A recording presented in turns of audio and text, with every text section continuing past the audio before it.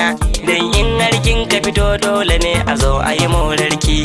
Dokaka Allah ya miki ba wani mai kasakanta ki, daraja Allah ya miki ba wani mai motsanta ki. Yau kin zama togiwa makiyanki tamkar yan zaki, bar su da kunar zuci suna gani ana ta ni'imta ki.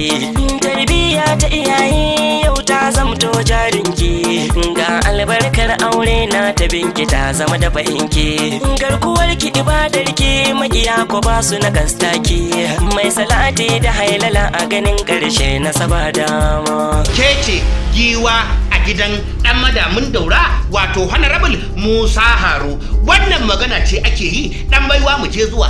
Binne ture su ga tsafi karya ko korudo, hakanan mugun baki